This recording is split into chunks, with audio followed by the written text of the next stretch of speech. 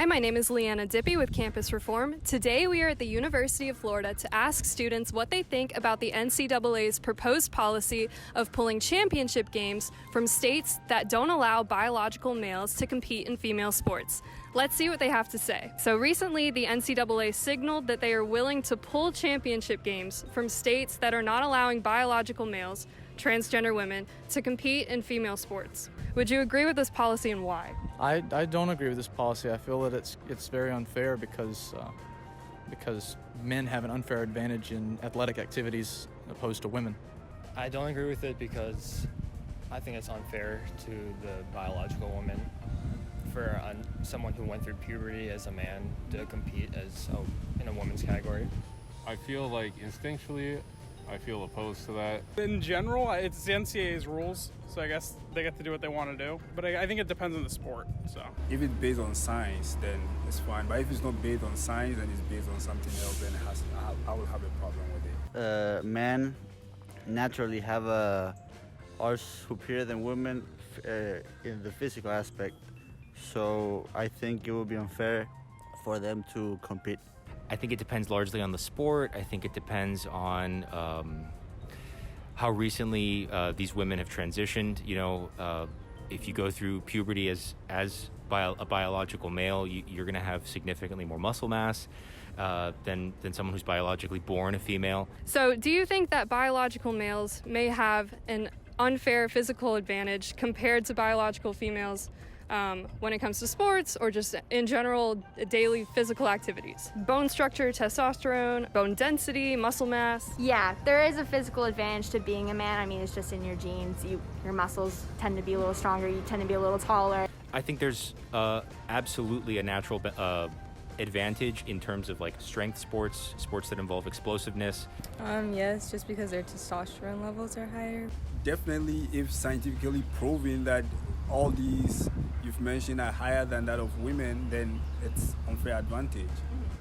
I do understand where it's coming from, like how scientifically they may be at an advantage, but I still believe that not letting them compete against women is discrimination. Well, biologically, I think it's been proven that that's the case. Since males are biologically, stronger than females, like naturally, it's like even if you like dose them with like estrogen and stuff, like who's to determine like that's the right amount? Who's to determine like, oh yeah, that's like now you're at a woman's playing field. From what I've read, it seems that way. Yeah. I guess I don't know the science behind it, but I think so. So recently, Politico conducted a poll, and it showed that the majority of Americans do not agree with the NCAA's policy. Why do you think that is? I think that's a good thing that people understand this difference between males and females, that there is sexual dimorphism between humans. Like he's pointing out, they think there's an unfair advantage for biological males, but like in my opinion, they're females now, so you can't consider them males anymore. I mean, I'm just against like transgenders playing in the sport that they're trying to play in. Naturally, it's like it's already kind of unfair, and like who's to determine that you're at that equal playing field? I mean, it makes sense. I feel that the average person would probably agree with what I'm saying.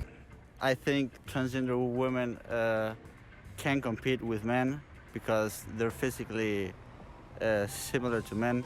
They are men. Do you think that the NCAA has a responsibility to protect women's sports? Absolutely. It isn't fair to anyone if a particular subgroup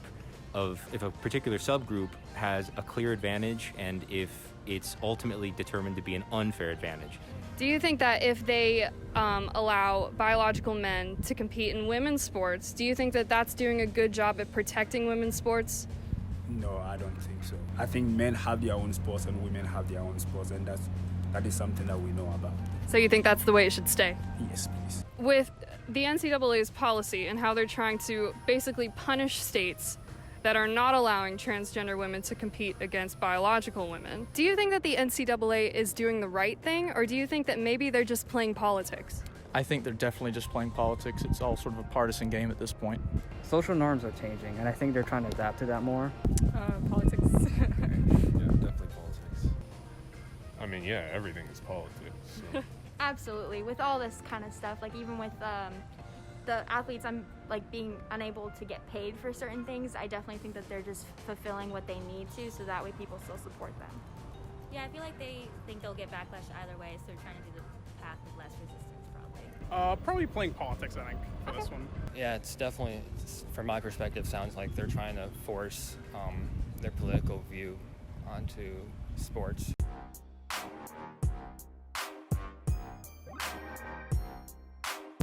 I'm Addison Smith. Thank you so much for watching. If you missed our last video, you can watch it here. And if you want to stay up to date on all of our upcoming videos, subscribe here.